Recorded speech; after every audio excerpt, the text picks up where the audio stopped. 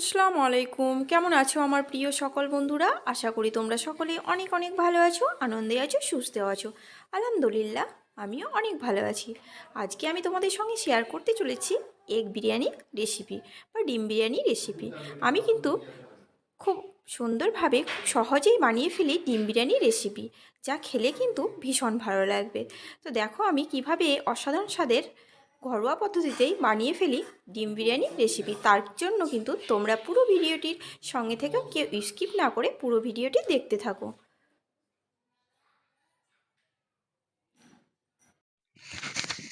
এখন প্রথমেই আমি একটা মশলা রেডি করে নেবো। তার জন্য কিন্তু আমি শুকনো কিছু মশলা নিয়েও নিয়েছি।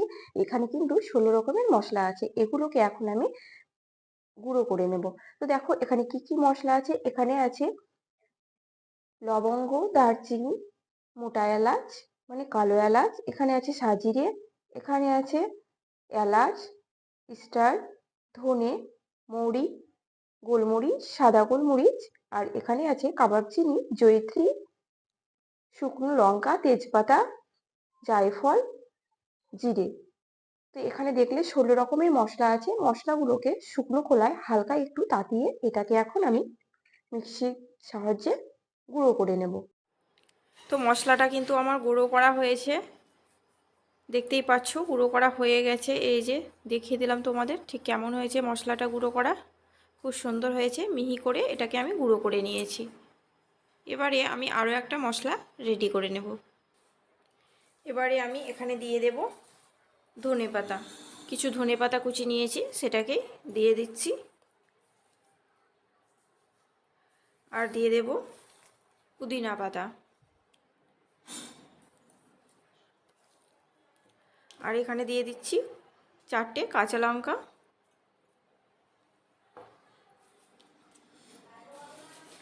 আর দিয়ে দেব এখানে 4 চামচা টক দই।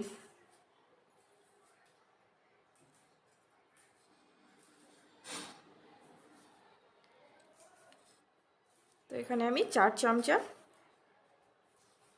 টক দই দিলাম। এবারে আমি এটাকে সুন্দরভাবে, এখানে আমি আরও 1 চামচা দিয়ে দিচ্ছি, 5 চামচা টক দই দিলাম। এটাকে সুন্দরভাবে পেস্ট করে নেব। তো দেখো পেস্টটা কিন্তু করা হয়ে গেছে। এই যে দেখতেই পাচ্ছ পেস্টটা কিন্তু এরকমই হবে। তোমরা চাইলে কিন্তু এখানে আরও বেশি দই অ্যাড করে দিতে পারো। তো এখানে আমি নতুন আলু নিয়ে নিয়েছি, আর আলুগুলোকে ধুয়ে একেবারে সুন্দর করে দু পিস করে নিয়েছি। আর এখানে আমি কড়াইয়ে বসিয়েও দিয়েছি। তো প্রথমে আমি দিয়ে দেব এখানে টক দই। তো এখানে আমি প্রথমেই দেখো টক দই দিয়ে দিচ্ছি। এখানে আমি 2 চামচা পরিমাণে টক দই দিয়ে দিলাম। তারপর এখানে আমি দিয়ে দিব যে পুদিনা পাতা, ধনে পাতা আর লঙ্কা দিয়ে টক দই দিয়ে যে পেস্টটা তৈরি করেছিলাম সেটাকে দিয়ে দিচ্ছি। তো এখানে আমি 2 চামচা সেই পেস্টটাকে দিয়ে দিলাম। তারপর এখানে দিয়ে দিচ্ছি আমি 1 চামচা আদা রসুনের পেস্ট। তারপর দিয়ে দেব 2-3টে তেজপাতা। তারপর এখানে আমি দিয়ে দিচ্ছি স্বাদ মতো লবণ, কারণ সেদ্ধর সময় আলুর ভিতরে লবণগুলো ঢুকে গেলে খেতে বেশ ভালোই লাগে। তারপর এখানে দিয়ে দেব হাফ টিস্পুন সামান্য পরিমাণে বলতে পারো ফুড কালার। এখানে আমি সামান্য পরিমাণে ফুড কালার দিয়ে দিলাম। তারপর এখানে বিরিয়ানির জন্য যে মশলাটা রেডি করেছিলাম সেই মশলাটা দিয়ে দেব হাফ চামচা। তো সবগুলো উপকরণ কিন্তু আমার দেওয়া হয়ে গেল। এভাবে যদি আলু সিদ্ধ করে নিতে পারো তাহলে কিন্তু বিরিয়ানির টেস্ট দ্বিগুণ বেড়ে যায়, আলুর টেস্ট আরও বেশি বেড়ে যায়। আলুগুলো মাশাআল্লাহ দারুণ লাগে খেতে। এবারে এর মধ্যে আমি দিয়ে দেব অল্প পরিমাণে জল, কারণ আলুটাকে আমি খুব বেশি সেদ্ধ করব না, শুধুমাত্র মশলাগুলো যেন আলুর ভিতরে একটুখানি ঢুকে যায় সেরকমই এটাকে ঢাকা দিয়ে এখন আমি সেদ্ধ করে নেব। এটাকে আমি ঢাকা দিয়ে এখন 5 থেকে 6 মিনিট ফুটিয়ে নেব। তো আলুগুলো দেখে নেব। আলুগুলো দেখো একদমই ফুটছে আর খুব সুন্দর কিন্তু সুগন্ধ বেরিয়েছে। এবারে আমি আলুগুলো দেখে নেব। আলুগুলো কিন্তু খুব সুন্দর ফুটছে আর খুব সুন্দর কিন্তু সুগন্ধ বেরিয়েছে। এই যে জলটা আছে সেই জলটাকে আমি একেবারে শুকনো করে নেব, তাহলে একেবারে সব কিছু আলুর মধ্যে ঢুকে যাবে আর খেতে কিন্তু দারুণই লাগবে। এখানে আমি প্রথমে কিন্তু বেরেস্তাগুলোকে ভেজে নেব। তার জন্য কিছু পেঁয়াজ কুচি করে নিয়েছি, আর পেঁয়াজগুলো দেখতেই পাচ্ছ একেবারে লম্বা লম্বা করে কেটেছি। এভাবে কিন্তু বিরিয়ানি পেঁয়াজ কেটে নিলে খুব ভালো হয়, গলে যাবে না। তো আমি পেঁয়াজগুলো কেটে নিয়েছি আর দিয়ে দিলাম। এর মধ্যে দিয়ে দেব ঘি। তারপর আমি এগুলোকে সুন্দরভাবে ভেজে নেব।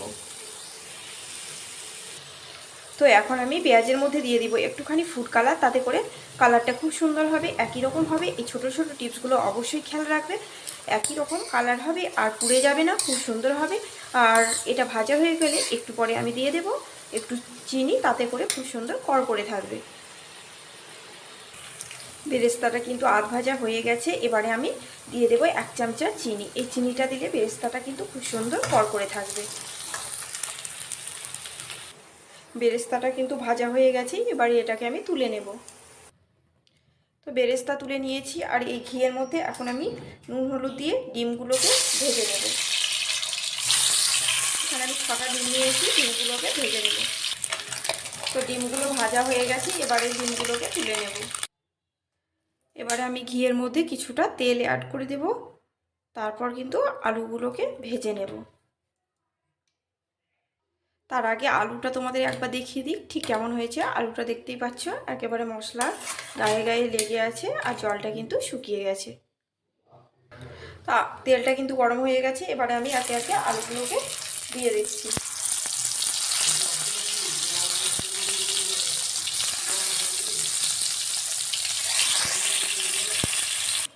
তো আলুগুলো কিন্তু লাল লাল করে ভাজা হয়ে গেছে, এবারে আলুগুলোকে আমি তুলে নেব। তো এখানে কিন্তু আমি জল দিয়ে দিয়েছি আর জলটাও কিন্তু দেখো অনেকটাই ফুটে এসেছে। এখানে দিয়ে দেব তেজপাতা আর দিয়ে দেব কিছু লেবু। তো লেবুটাকে হালকা গেলেও দিয়ে দিচ্ছি, আর লেবুটার একটা আমি চোকা সমেত এখানে আমি দিয়ে দেব। আর এখানে কিছু গোটা গরম মশলা নিয়েছি, সেগুলোও দিয়ে দেব। সবগুলো দিয়ে দিলাম। আর এখানে দিয়ে দিচ্ছি অল্প পরিমাণে একটু সাদা তেল। সাদা তেলটা দেওয়াতে কি হয়, ভাতটা খুবই ঝরঝরে হয়, একটার সঙ্গে একটা লেগে যায় না। এবারে আমি সুন্দর করে জলটাকে প্রথমে ফুটিয়ে নেব। জলটা ফুটে গেছে, তাই জলের মধ্যে দিয়ে দিচ্ছি স্বাদ মতো লবণ। এখানে জলের মধ্যে স্বাদ মতো লবণ দিয়ে দিলাম। এবারে আমি এখানে ইন্ডিয়া গেট চাল নিয়ে নিয়েছিলাম। চালটাকে ধুয়ে আমি আধ ঘন্টা ভিজিয়ে রেখেছিলাম, তারপর এটাকে ধুয়ে জল ঝরিয়ে নিয়েছি। তোমরা কিন্তু এভাবে চালকে আধ ঘন্টা ভিজিয়ে ধুয়ে রেখে তাকে জল ঝরাতে দেবে, তাহলে দেখবে ভাতটা কিন্তু খুবই ঝরঝরে হয়। তাহলে আমি চালগুলো এর মধ্যে দিয়ে দিচ্ছি। এবারে আমি চালটাকে সেদ্ধ করে নেব ঠিক 80%। তো ভাতটা দেখো, ভাতটা কিন্তু মোটামুটি 70% সেদ্ধ হয়ে গেছে। এবারে আমি ভাতটাকে তুলে তুলে দিতে থাকবো, তাতেই কিন্তু তলের দিকটা 70 থেকে 100% সুন্দরভাবে সেদ্ধ হয়ে যাবে। তো ডাইরেক্ট একদিকে আমার ভাতটা ফুটছে আর একদিকে আমি ঝান্নার সাহায্যে ভাতটাকে তুলে তুলে দিয়ে দেব।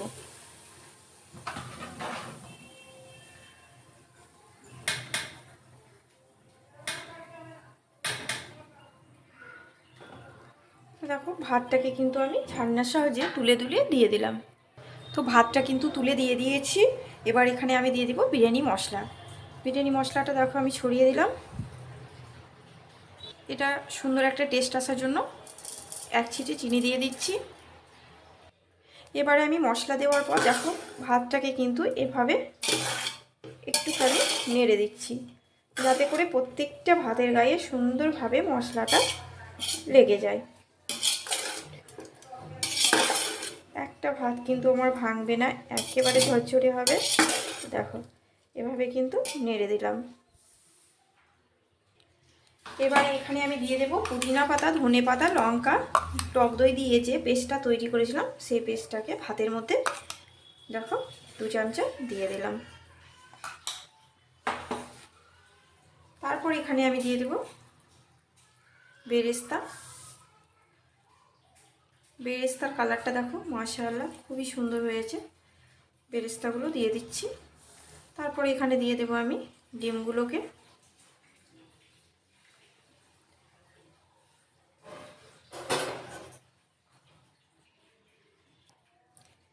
তারপর দিয়ে দিব আমি ভেজে রাখা আলুগুলোকে। সব আলুগুলোকে দিয়ে দিচ্ছি, একদম মশলা সমেত আলুটা দিয়ে দেব। তারপর দিয়ে দিচ্ছি আমি আরও একটুখানি বিরিয়ানি মশলা ছড়িয়ে আলু ডিমের উপর। তারপর দিয়ে দিব 1 চামচা টক দই।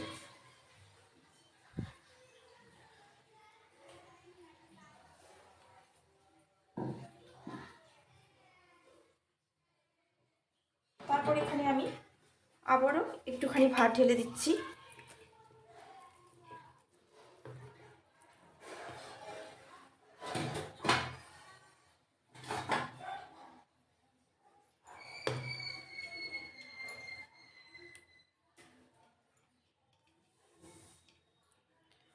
তারপর এখানে আমি আবারও দিয়ে দিচ্ছি বিরিয়ানি মশলা। ঠিক একইভাবে সব কিছু আবারও দিয়ে দেব।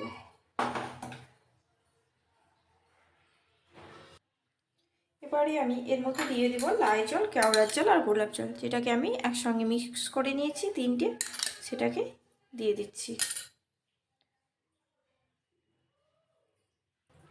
এবারে আমি দিয়ে দেব কেশর ভিজিয়ে রাখা দুধ। দুধের মধ্যে কেশর ভিজিয়ে রেখেছিলাম, তাতে করে খুব সুন্দর একটা কালার এসেছে। এবারে আমি সেটাকে ভাতের মধ্যে দিয়ে দিচ্ছি।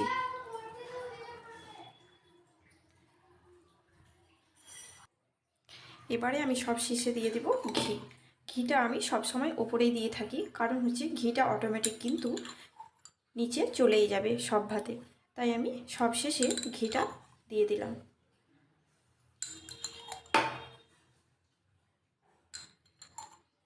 দেখো সবশেষে কিন্তু আমি ঘি দিয়ে দিলাম। এবারে আমি ঢাকা দিয়ে এটাকে মোটামুটি 20 থেকে 25 মিনিট একেবারে তলায় একটা তাওয়া বসিয়ে দেব, আর তাওয়ার উপরে এই পাত্রটাকে, বিরিয়ানির পাত্রটাকে বসিয়ে দিয়ে 20 থেকে 25 মিনিট একটা ভারী কিছু চাপা দিয়ে রেখে দেব। তারপরে আরও 20 থেকে 25 মিনিট পরে ফিরে আসছি। ডাইরেক্ট কখনোই কিন্তু বিরিয়ানির হাঁড়ি বসিয়ে দেবে না, এভাবে কিন্তু তাওয়া বসিয়ে বিরিয়ানির হাঁড়ি বসিয়ে দেবে, তাতে করে তলায় একটু ভাত লাগবে না বা পুড়ে যাবে না।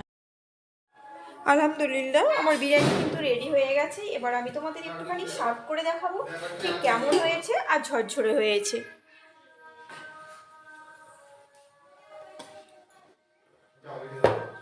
মাশাআল্লাহ, বিরিয়ানি কিন্তু খুব সুন্দর সুগন্ধ বেরিয়েছে। আর দেখো কতটা ঝরঝরে হয়েছে, তোমাদের আমি দেখিয়ে দিচ্ছি, ভীষণই লোভনীয় হয়েছে। তো আমার আজকের ডিম বিরিয়ানি রেসিপি কেমন লাগলো তোমরা কিন্তু কমেন্ট বক্সে অবশ্যই জানাতে ভুলো না। আর ভালো লাগলে আমার চ্যানেলটিকে লাইক, শেয়ার, কমেন্ট ও সাবস্ক্রাইব করে আমার পাশে থেকো। আর এভাবে অবশ্যই একদিন লোভনীয় ডিম বিরিয়ানি রেসিপি ট্রাই করে দেখতে পারো, ভীষণ ভালো লাগবে।